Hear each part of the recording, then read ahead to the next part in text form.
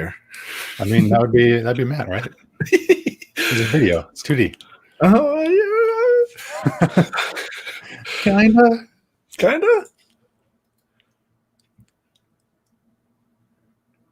All right, there we go. Welcome, everybody, to another episode of our Labs Open Office Hour. This week, we're joined by Kelly Shipman. He is our, as you see there, our 3D lab guy. As we were just joking, as opposed to our two-dimensional labs people. Kelly actually exists in this three-dimensional space. Man, so yeah, I'm kind of excited for this because I've been seeing quite a bit from Unreal in. So you focus a lot more. Well, actually, go ahead and explain a little bit what you do for your space of things in labs. Sure. So I'm in charge of 3D content creation and game dev, real-time 3D stuff. So I don't do like the rendering packages, okay. Although I'll probably be taking that over next year sometime. Mm-hmm. So that William can focus on some other stuff. And it kind of fits more together. Just all 3D stuff will be one person. That makes sense. So that's why I'm generally the 3D guy. Lately, it's pretty much 100% focused on Unreal Engine, because that is such a growing program. So many industries are jumping into it, trying to customize it for their workflows. So yeah, most of my time is in Unreal right now. Looking to expand Unity in the future and some other stuff. Right on. Yeah. And so that's actually kind of what we're going to be talking about today, with the recent hardware launches that have been happening, how that affects Unreal. And also, I know earlier you had mentioned there's been a big update to Unreal. So where would you like to start? We'll start with Radeon. Unfortunately, all I can talk about right now is the 6800 and 6800 XT. Right. Even though the 6900 has launched, we have not yet seen one at Puget. Right. That was a bit of a surprise, right? Like it was just kind of like, ta-da, right? No, we knew it was coming out. Okay. Yeah. It struck me as a surprise then. Yeah, we knew the date.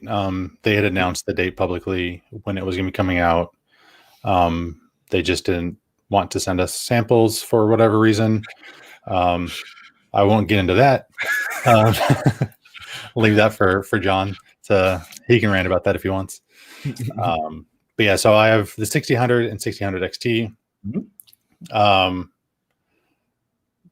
So yeah, before we get too into this, I did benchmarks on those cards on Unreal Engine 4.26 beta. So it was before the release of Unreal 4.26. Okay. So you can go ahead and put up my shared screen. So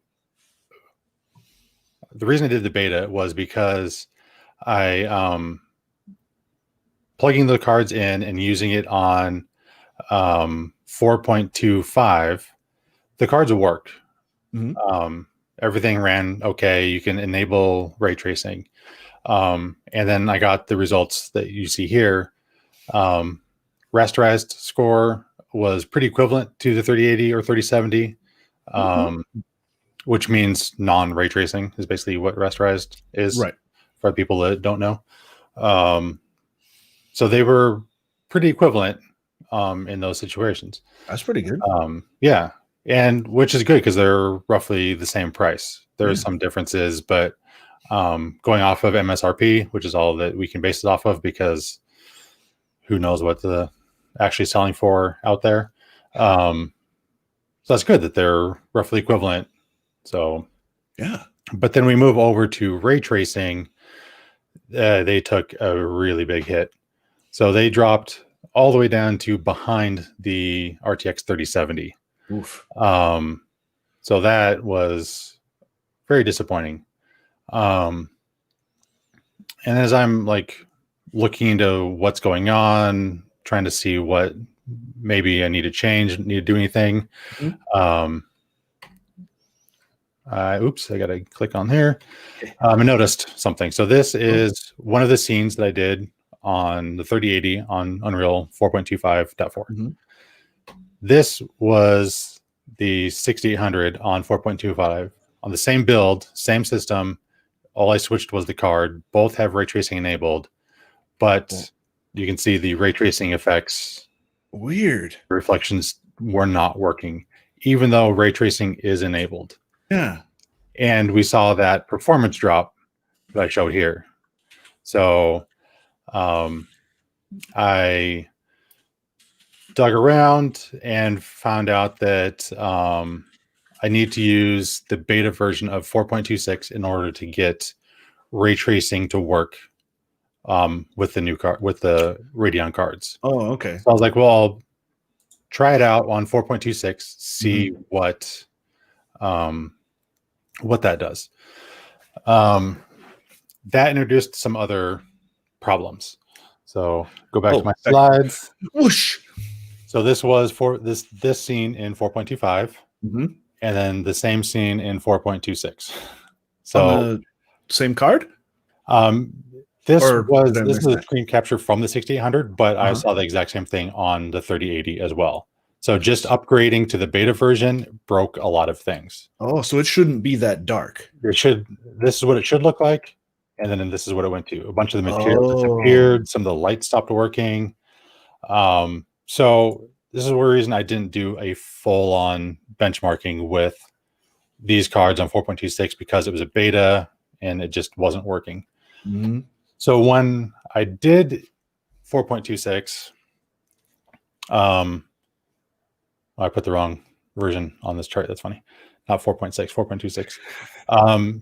The ray tracing score dropped from 91 all the way down to 72. So now the 6800 XT is performing worse than an RTX 2080. Whoa! So there's definitely something going on in this beta. Enough that like it does not give me confidence that these are final numbers. Sure. So this is a software issue then. Like it's Epic isn't taking advantage of the hardware. That's my guess. At least it doesn't give me confidence to be able to say for sure that these cards do not perform well in ray tracing scenarios. I don't know what's going on.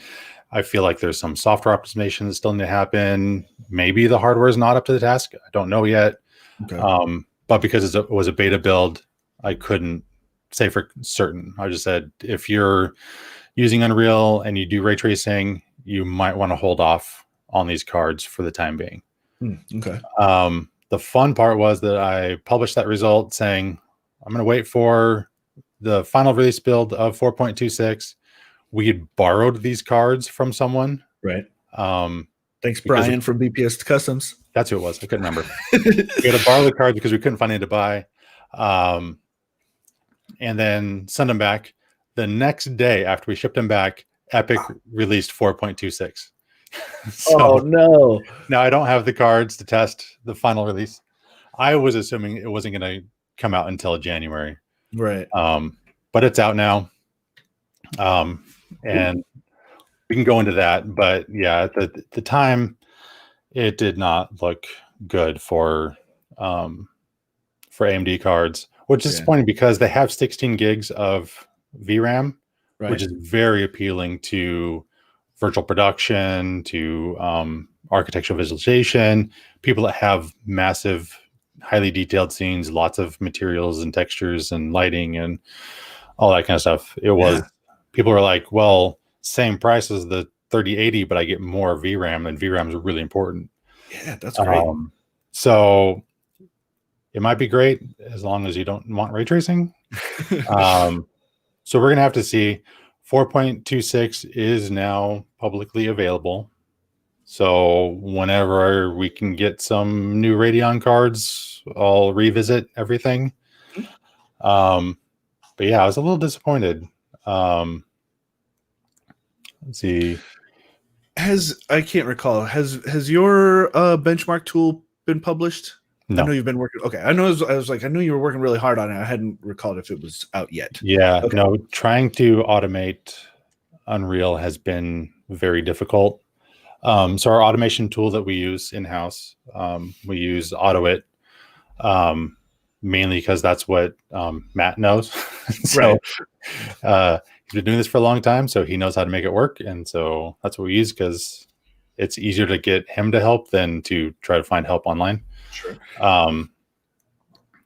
So that's what we use. And it has a way that it can look at open windows in like open programs in Windows and recognize what they are and stuff.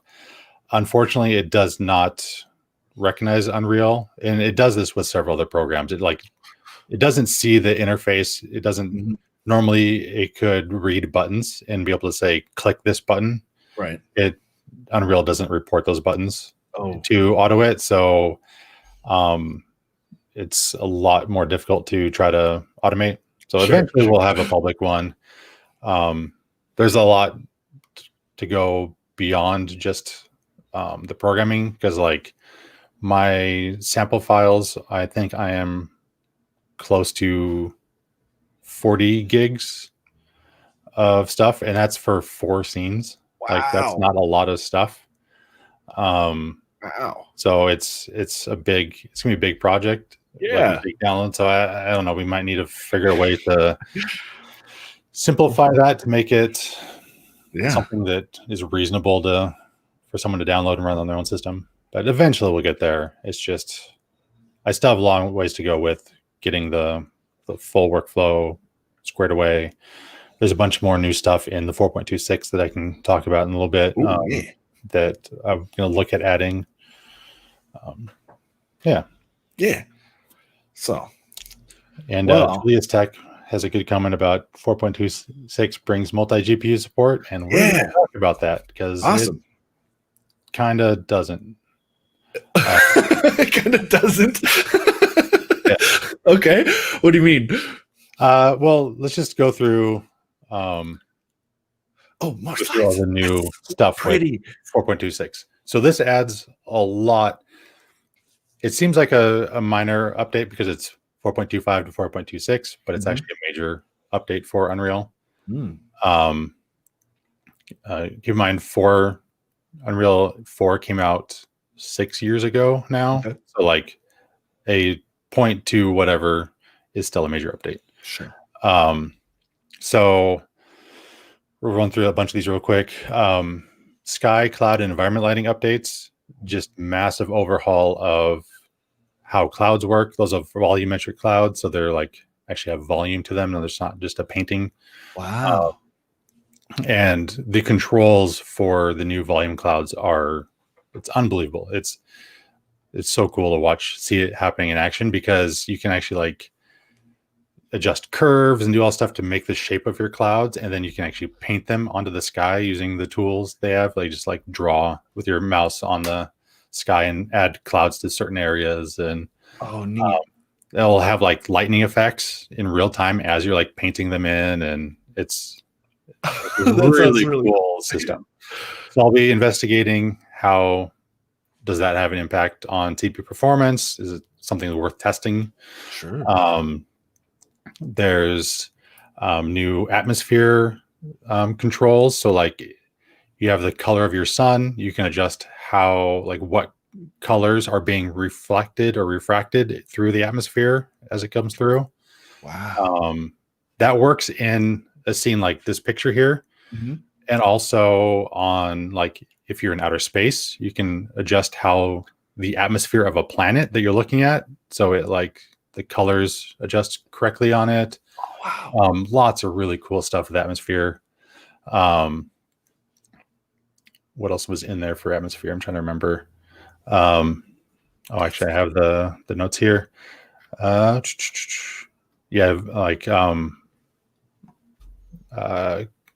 volumetric shadows. So like as light passes through like trees or whatever, and you have the little sun rays. New ways of doing that. And all these features, they added both controls for real-time playback and for cinematic rendering playback. So you can get higher quality if you do a render out a movie, as opposed to doing it real time. Okay.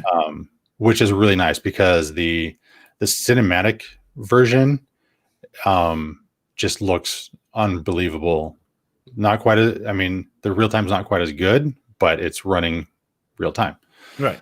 So there's lots of stuff added there. New, what's that? So between real time and cinematic, that'd be kind of the difference between like playing a video game and then like the backgrounds of the Mandalorian. Right. Okay. Well, Sort of.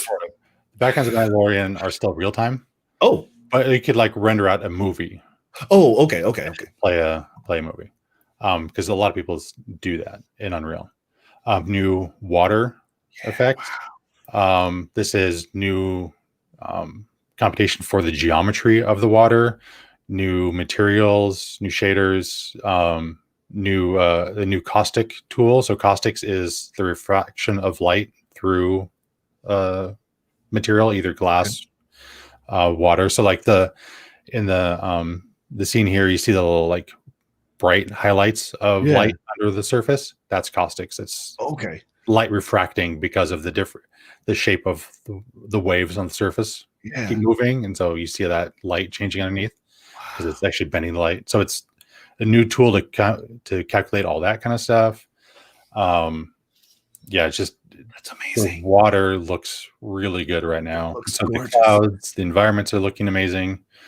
So yeah, a lot of changes to atmosphere, water. And so I got to test to see if that's having performance impact on stuff. Sure. Because I mean, this stuff's so cool. I geek out over this. So like, it is cool. You have in 3D, you have your landmass, like all sculpted out, right? And then as a spline tool, you just draw a little spline on the surface of where you want like a river to be. And it'll then carve that river through your landmass and then have flowing water. Like it will show it flowing. It just all updates pretty quickly. It's so much fun to play with. So I'll be investigating if that's something that needs to be added to a benchmark or not. Yeah. So from there, now we get into some more the virtual production stuff. So end display improvements. This is where they're adding multi GPU support. So end display is Unreal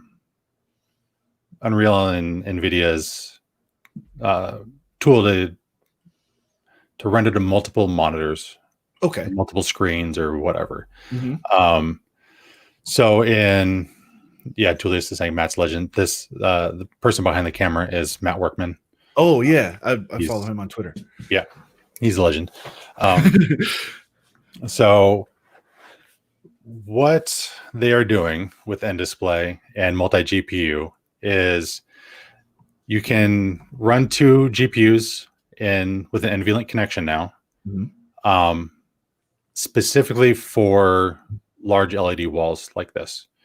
And it's not splitting up the rendering of the scene between the two like it would do a traditional, like a video game, where they're like doing alternate frame rendering or rendering over the line or contributing to the same frame. It's not doing that. Okay. What they are doing is you can set one GPU, your main GPU, to the inner camera frustum, which is where the arrows are pointing. Okay. And then the second GPU would then render everything else. So the outside of that little box, you can kind of see a box there where it's a little different than everything else. So what happens in Unreal is the camera's motion tracked, and it is changing what is seen in that frustum based on the position and angle of the camera. So so from the camera's point of view, the perspective changes. Now everything else outside of that is static. It's not moving around. That's all being rendered for reflections on the actor or anything else that's in front of the camera. So that way, if the camera moves, that stuff's not moving in the reflection. It looks correct. Right. So you can separate, you can have one GPU rendering that and one GPU rendering everything else. So it'll help in virtual production scenarios where you just have one system. Yeah. So that way you can do more with the one. So that way, if you think about it, in our current system, if one GPU is rendering everything in there, it still has to render everything, but then you're only capturing on camera that little inner window. Just a little, yeah. So yeah, you can theoretically do more, which is still good, it's still a benefit. But I just don't want people outside of virtual production to be like, oh yeah, multi GPU, I can finally do SLI and all this stuff, and it's not going to help you in your developing a game or your VR project or whatever. You're not going to get more FPS because of it. But it'll be good for virtual production. Okay, so and this is specifically targeted at virtual production. They did this for that market. Okay, it specifically said for large volume LED walls, and that's why you have one for the frustum, one for everything else. Cool. That's pretty cool. Yeah, but then a virtual production person is going to have to have some other considerations, because not only do you have the 2 video cards in your system, you're also going to have a sync card, because you need a quadro sync to then sync the frame rate with the camera and sync it also controls the lost my train of thought. It controls the I can't remember what it's called now. Basically, the hardware that's helping move translate the real camera to the virtual camera. Okay. So all that is being, Genlock signal. They have an actual Genlock signal processor that will connect to that syncs everything together. Wow. It's a lot more complicated than I thought. You think about it and you're like, oh, it's just like a big monitor, no big deal.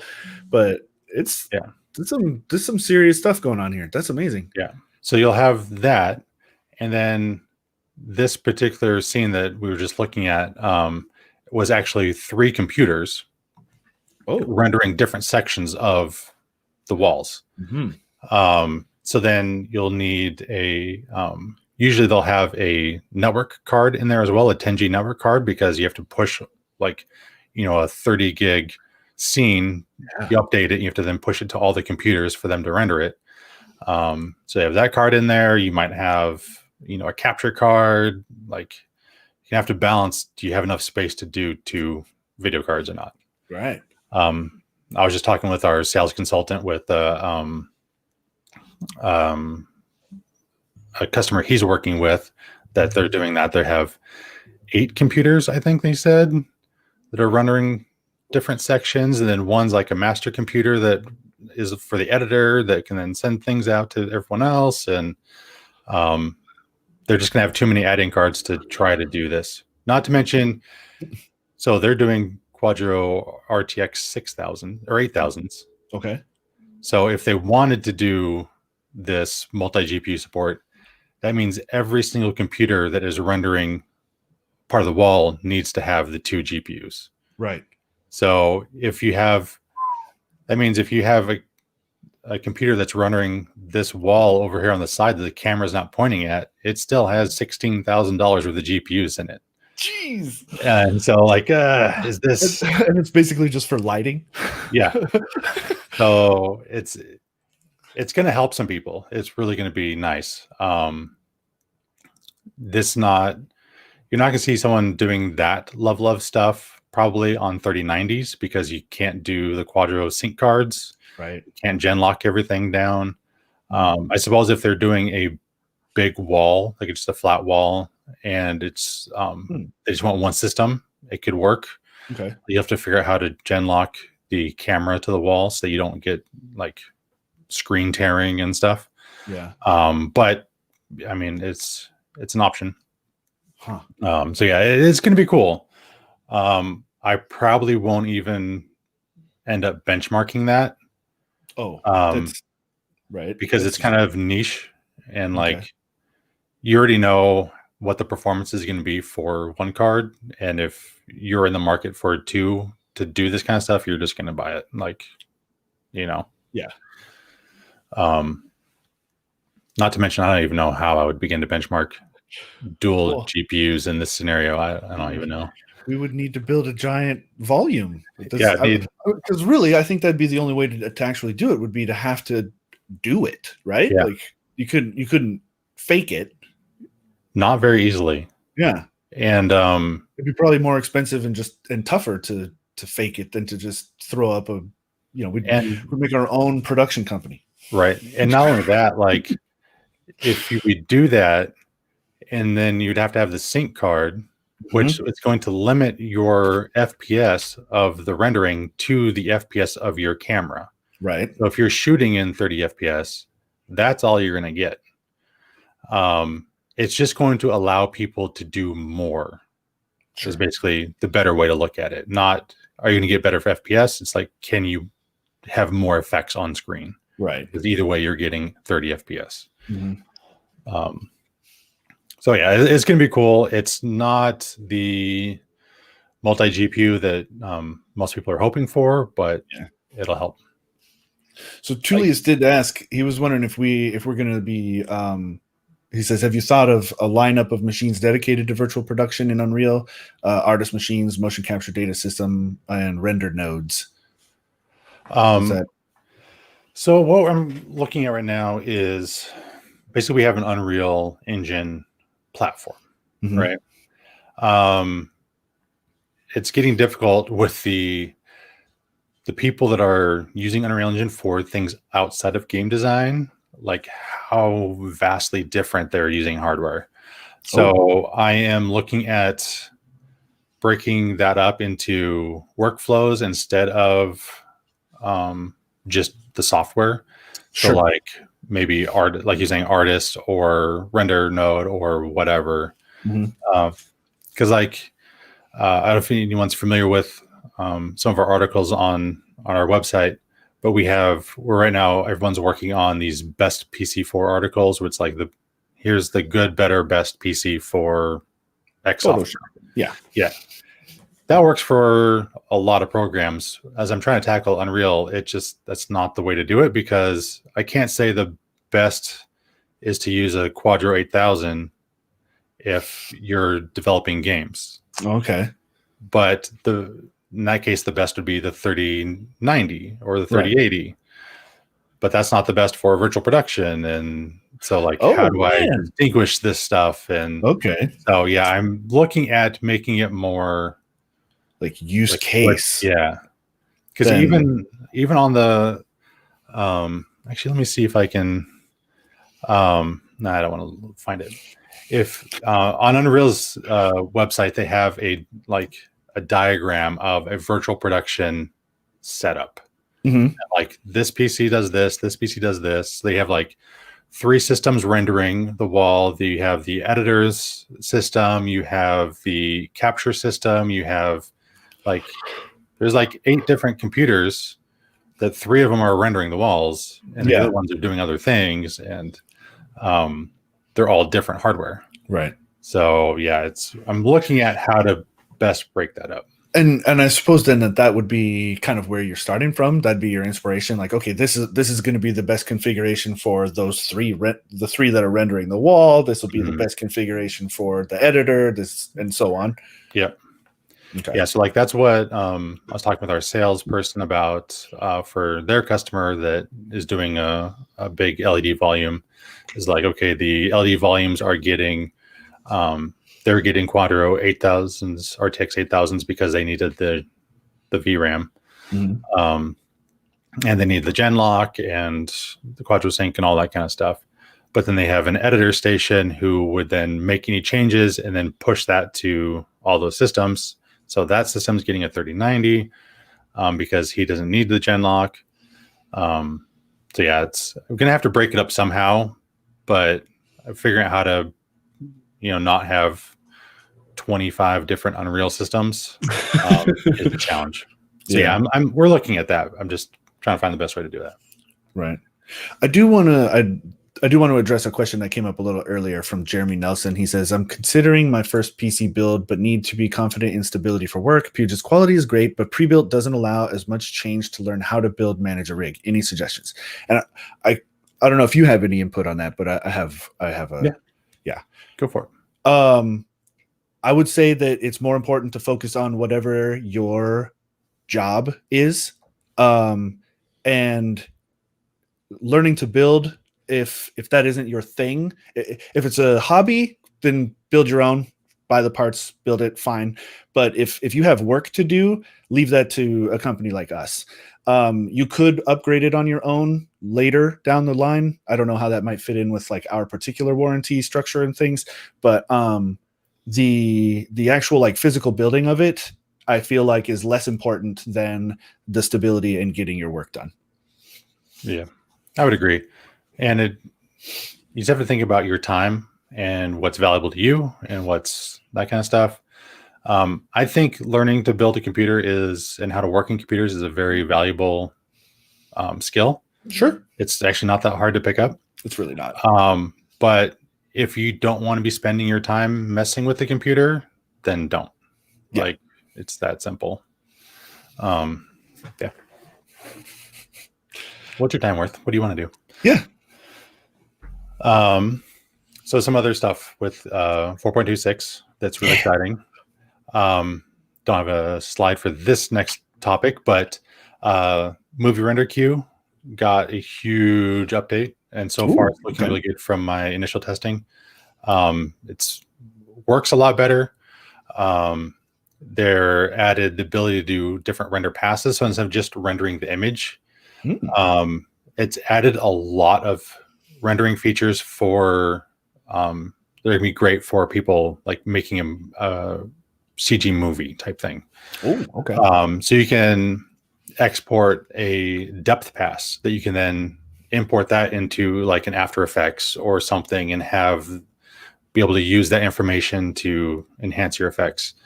You can render out, before you could only render into an AVI or to a series of images. Okay.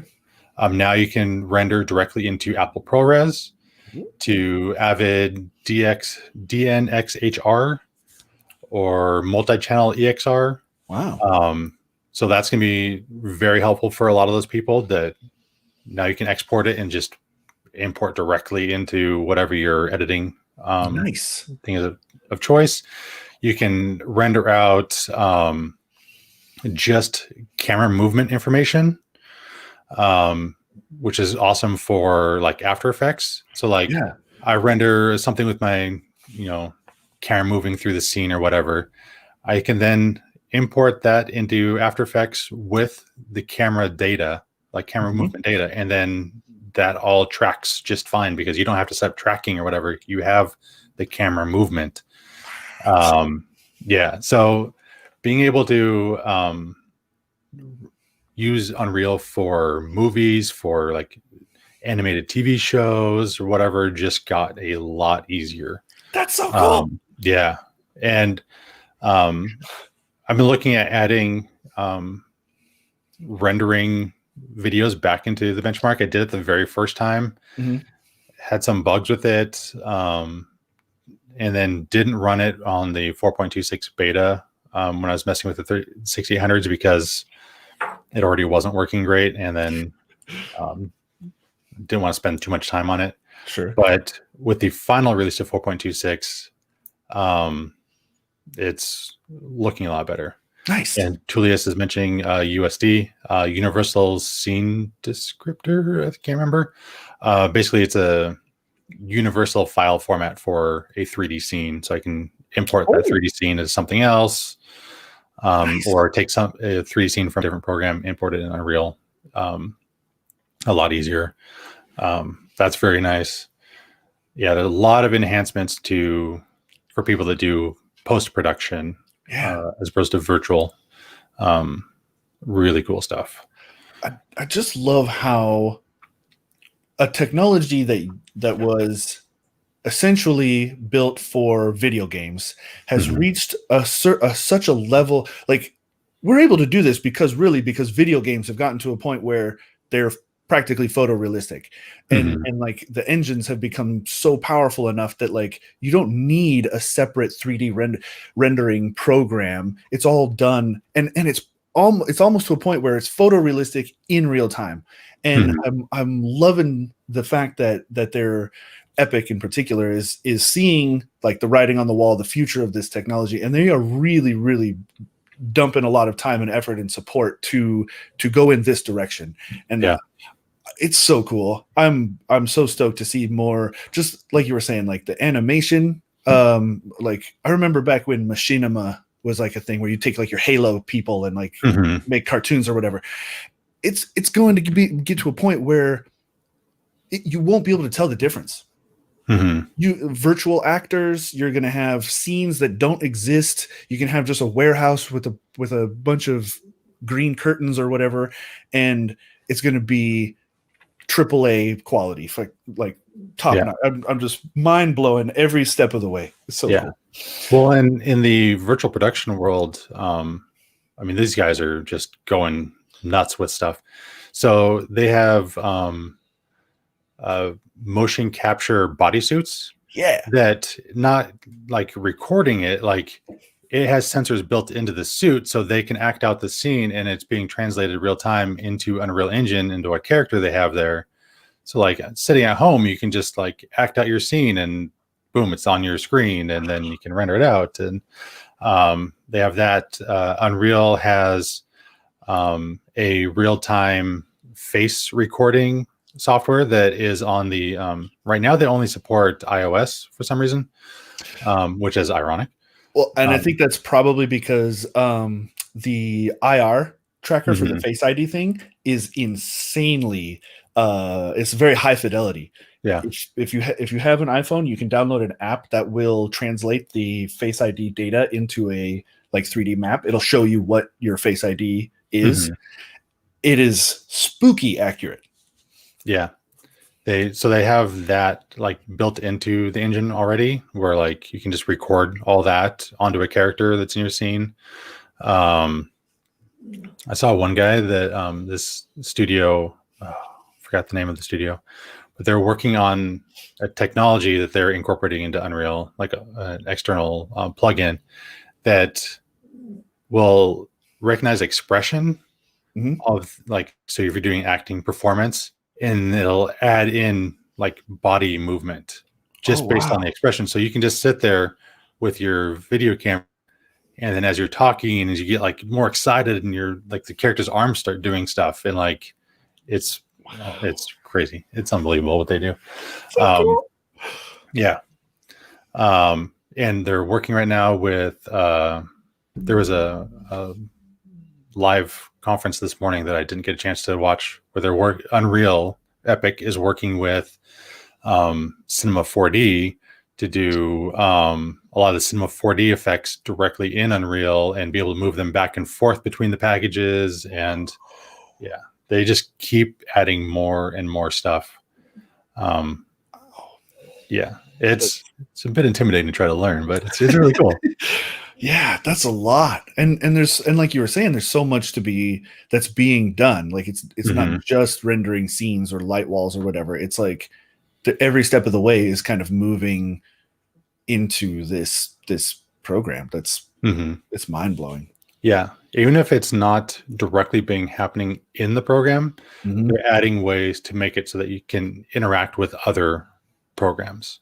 Wow. Um, in 4.26, they added it's an experimental beta feature where what they call it, texture share, I think is what they call it. But basically, so if you have this other program that you're using, they didn't name any programs that support it yet, but like say um, you're using Substance Designer or Cinema 4D or whatever to adjust your materials Hmm. for something that's going to be an Unreal.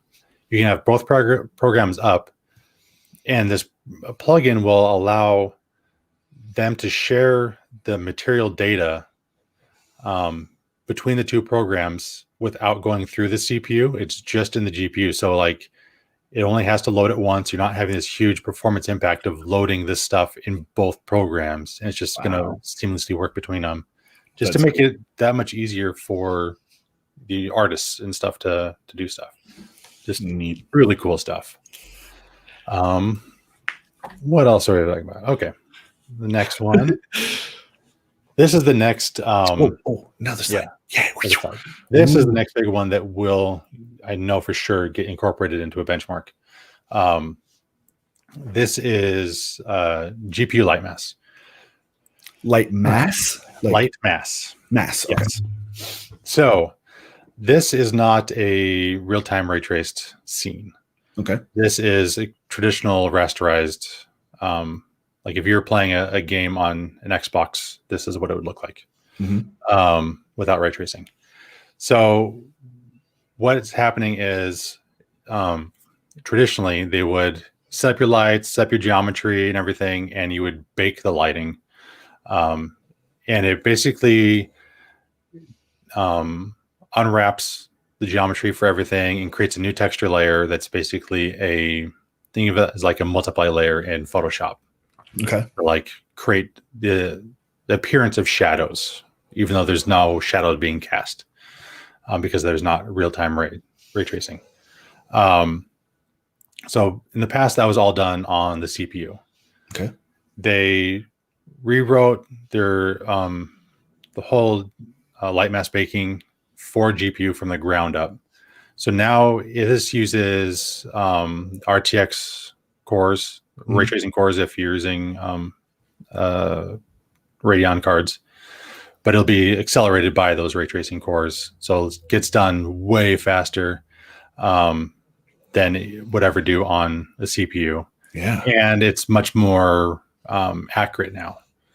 So whereas it would, in the past on a very complex scene, you would actually send that to multiple, like a render farm. That's built into Unreal, that if you have multiple computers on your network, you can just make them into a render farm, either for video or baking lightmass or whatever. So now one computer can basically do what multiple were doing in the past, is what they're claiming. Okay. Because of how much faster GPU computation is, plus the addition of ray tracing support on hardware level. So this will be really cool because, I mean, if you look at this image, this is really good. I mean, it looks real. Like you could easily mistake that for like an actual place. Right. So a lot of games still use this and will for a long time until real-time ray tracing hardware becomes common enough that everybody has it, and that's just the default. Right. But so they still have to do it.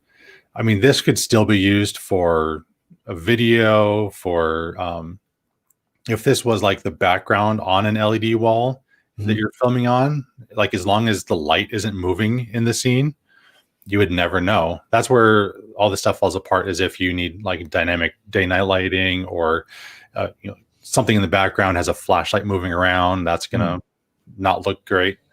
But if it's just a static image, or something with the lighting isn't changing, it looks good enough.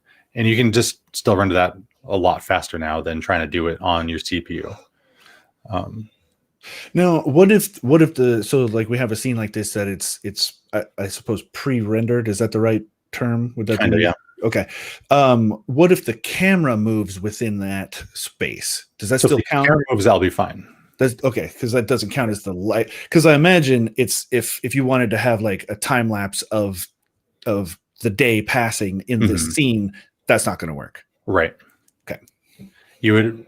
Well, you could the angle of the light. The sun would be moving and stuff. Yeah.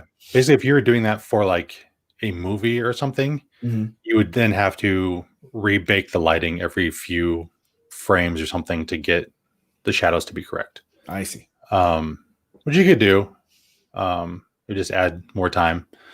But yeah, it would be a lot. It'd be a lot faster now, right? Yeah. Yeah. Aha. Cool. Neat. So yeah, this would be a really big deal for a lot of people. and something I will definitely start benchmarking. This is still technically a beta, I believe. I need to double check that.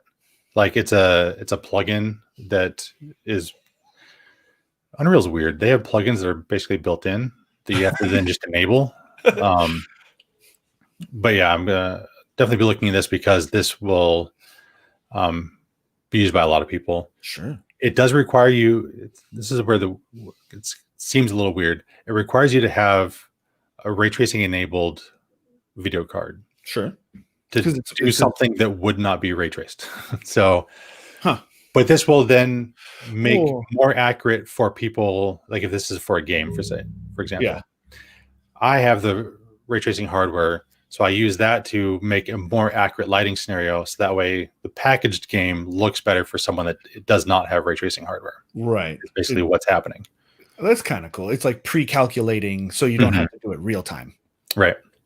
Which is what was already being done on the CPU. It was just really slow. Sure. Like I did the light baking for the CPU testing, and I set it to medium on the scene that I was working on because there's preview, low, medium, and cinematic are the like options you have for quality level. So I was like second from the bottom, and on the 10700K, the sample I was doing was over an hour long to render that light baking. So like, and that's not a very complex, that wasn't a very complex scene. Yeah. And it was still taking that long. If you were to try to do cinematic or whatever by yourself, which one system, it would take forever. Yeah. You're going to go take a nap. Yeah. This will be a lot faster. Wow. That's cool. So this will be a big one that I will definitely add to the benchmarks. That leads me to the thought, if they have the ability to do like a render farm, which would be CPU based, right? I imagine then, if it's not already a thing, soon you could do that and distribute out to a GPU render farm. Like I got a rack of 2U servers with 8 GPUs apiece, and now I can just knock that stuff out. Yeah, they've said that that's the plan. They just, for the time being, they don't have that integrated yet. Right. But yeah, like in a game studio, you can technically set all this stuff up to like render on every artist machine that's there, like overnight or whatever. Yeah. Because they're not there, so just you send it to whoever, and it also it monitors the computers to see if it's being used or not. So you can set it up to, if not being used, then queue up that system for this and cool like that. So yeah, for the time being, this GPU lightmass specifically is not able to be shared. Okay. But it will be eventually. Well, I mean, and it's brand new, right? So like you don't expect all the cool, you don't expect all the cool bells and whistles right away. That's amazing. That's so cool. Yeah. So especially for, that very small team indie developer that's trying to make something that still looks really good, like they're going to be all over this because right now, that's the big draw to real-time ray tracing is that it dramatically speeds up the development time. Like the amount of time an artist has to do to make the scene look good goes down significantly when the lighting just works the way it's supposed to work. Yeah. Don't have to do all these tricks to make the reflections look right or whatever. It just all works. So being able to have this speed up that process will definitely help a lot of people. Right. Well, and I have found as technology improves, and especially the things that end up going quicker, what seems to happen is that you find ways of making better things so that you're still taking, your scene is still going to take an hour to render, but it's going to be a much better scene. Yep. Exactly. Yeah. So while they have spent less time worrying about the lighting and reflections and all that kind of stuff, they'll just do more things. So yeah, it's kind of a wash in a way. That's so cool. I remember when I was at a game studio, the tech artist, who's the one that was in charge of like programming shaders and stuff, when we're looking at the next generation of Xboxes coming out, he's like, I don't know why you guys need X number of polygons. You'll just use a normal map or whatever. I was like, no, if you give me polygons, I'm going to use a polygon. Like we will find ways to use them if you give us the ability to do it. Right. Yeah, I love that. I love that kind of higher level idea. Is like nobody's going to use this and end up like, well, I suppose some people are going to use it for the efficiency, but it's really that you can now get so much a better, higher quality in the same amount of time. Mm-hmm. And like that's really cool because, man, it's I don't know, for somebody like me, I can't even picture how it could get better. It's like yeah, there's I don't know where they're going to do, but yeah, they're going to find they will always find some new way of making it look even better. It's amazing. Yeah. 4.26 adds a lot of cool stuff. Do I have anything else? Oh, this one's kind of fun. The one last slide. So this is their new remote control API. So what's happening here is the screen on the left is a website that's like running on the local network. That what would happen is if you're on a virtual production set, someone could have a tablet with this UI up, standing in the middle of the volume, and you have these little sliders. You can rotate the sky and control the entire Unreal environment that's running on these big computers somewhere else. But you just have this tablet with a web interface. You can adjust lighting, you can adjust exposure, like a bunch of different features you can adjust from a web app remotely while your system is still running these giant LED walls. Wow. So they updated the API for that. Before it was kind of a like kind of pieced together thing, and now it's just much more official. This I won't be benchmarking, but I just think it's so cool that you can just have this web app remotely controlling your Unreal scene.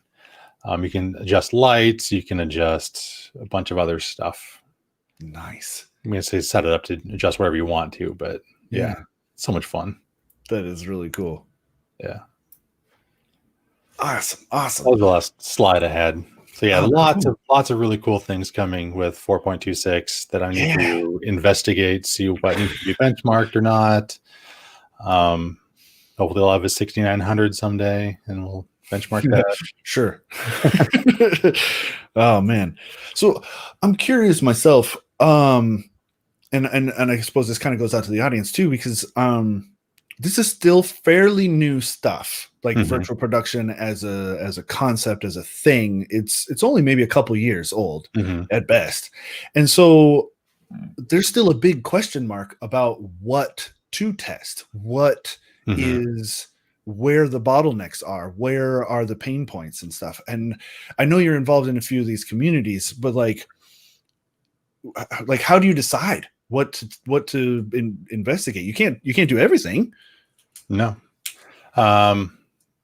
Yeah, that's the big question of labs, is what to test. Especially the things that irritate people the most in any workflow, doesn't matter what the program is actually the littler things, things that just make things sluggish, that just feels slow, unresponsive. And those are the hardest things to test. Like if it's just CPU rendering, like that's easy. Sure. But yeah, trying to figure out, for me, it's a balance of, okay, learning what the workflow is, seeing the steps that take, saying what's causing that issue. Is it because it's hitting a CPU limitation, or is it because of software inefficiency? And then if it's just bad software, then I might punt on that one and be like, well, that's why I was about to hold off on the video rendering part of Unreal, was to wait for the software to be better, so that way I could know for sure that it's the hardware that is speeding up or slowing down the process. I see. So yeah. Yeah. Oh, that's kind of cool. And so part of that for the audience is if you guys are into this sort of thing, I'm sure Kelly would love to know more about what you struggle with. And so that we can, I sure. kind of put a question out there on Twitter and stuff in a broader general sense. But since we have a specific topic today, if do reach out. Kelly's on Twitter, email, that kind of thing. Yeah. Any of the articles that I've ever written, feel free to comment on those. I was having a discussion with someone the last couple of days about something he wants added to the Unreal testing that I'm going to look into. Mm-hmm. It was something that was already kind of on my radar, but he kind of brought up some other points and some sided things that I hadn't thought of Nice. that I'll be adding. So yeah, definitely. If you see me on Twitter or on one of my articles, feel free to make suggestions or requests or whatever, and I'll look into it because the Unreal is used in so many different ways that trying to figure out who's using it how is very difficult. So yeah, let me know. Yeah. What do you? So you say you were talking with somebody. Can you talk specifics? I mean, was it in comments and stuff? What in particular were they looking for? So they're looking for importing large models into Unreal. The import process can be kind of slow. Okay. But they were also looking at generating a collision mesh based on it, or generating LODs, which are both things. So LODs are level of details. Okay. So basically, and this is used for games specifically, it's an optimization thing. Okay. So someone in film might not bother with it because it takes time. And what happens is there'll end up being a piece of geometry or something that's out in the distance. So when it's out in the distance, you'll have a whole bunch of polygons that are like less than a pixel size, or maybe just a couple pixels. So it's like, is that the best way to spend your geometry budget? Is something that you can't see very well. So you make a version of that model that's very low poly with some texture, like a new texture on it. Okay. That looks good from a distance, and you make a different version from a little bit closer, then a different version a little bit closer, and then the final full version that looks good when it's right up in the screen. Back in my day, when I was in the game industry, we had to manually make each of those levels. Oh, wow. By hand. Now Unreal has a tool that will do it for you. You tell it how many levels you want, and it'll compute it all for you. Wow. So he wants to see, is that taking single-threaded, multi-threaded? Doesn't matter. What was the other one talking about? Oh, collision. Collision mesh was so when you put an object into Unreal, nothing will collide with it. It just, you can walk right through it. There's nothing there. So you put a different 3D model over the top of it that is lower polygon, and you say, this is the collision of that thing. Sure. And then it gets a separate material, and then Unreal knows that you don't visually render that, but nothing can pass through that.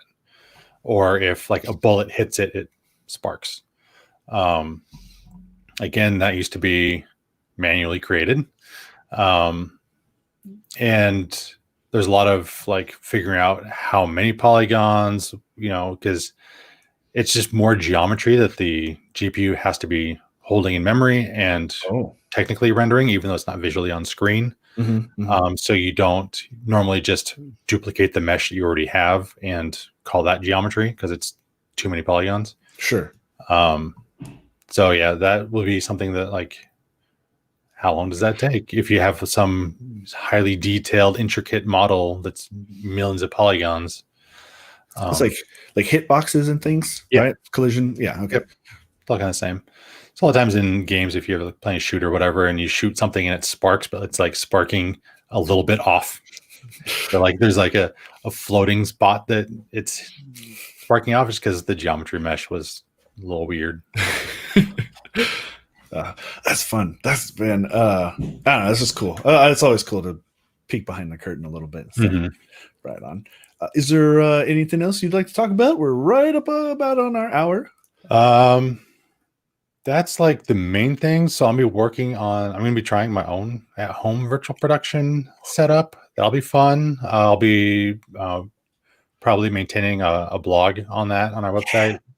My process of learning that, it's going to be super low budget, cheap. Like I have a 1080 and 8700, so it won't have any very fancy ray tracing effects or anything. It's gonna be very basic. I'm also using a HTC Vive for the tracking. I don't have any of the dedicated trackers, so I'm going to be using the controller. So that'll be interesting. Mhm. And I don't have a really nice camera, so I'll be using my Logitech C920 as the camera. I'll just be kind of piecing it together. It's more a proof of concept project than, hey, look, I made a final project. I'm excited to see your first animated video, Kelly. Yeah. And it will probably be more of a fancy Zoom call than anything. Okay. Still, that'll be fun too. Yeah. Right. Like, and like maybe someday I'll be able to like pick up my camera and like rotate around and you'll see like something behind me. You'll be on Mars or something. Yeah. Yeah. Awesome. Well, all right. Well, thank you, Kelly, for taking the time out of your day and joining us today. I'm super excited I know it's kind of a huge thing to be on your plate, but I am really excited to see just the progress that you make on this, and the progress in the industry in general is infinitely exciting. It's so fun to watch them do It their is. thing. It's just thinking, just in the little slice that I have seen, like from Matt Workman, just the way he started out and to see where he's at now and the progress and that it's being legitimate, like legitimized by like the big companies, where it used to be so just piecemeal and hacky. And the future is bright. It's going to be so cool. Every day I see new studios being built up with these large LED volumes. There's one going up now that is just massive. It's like the size of a football field. There's all LED volumes. I mean, maybe not quite, maybe like half a football field, but still, it's massive. Still enormous.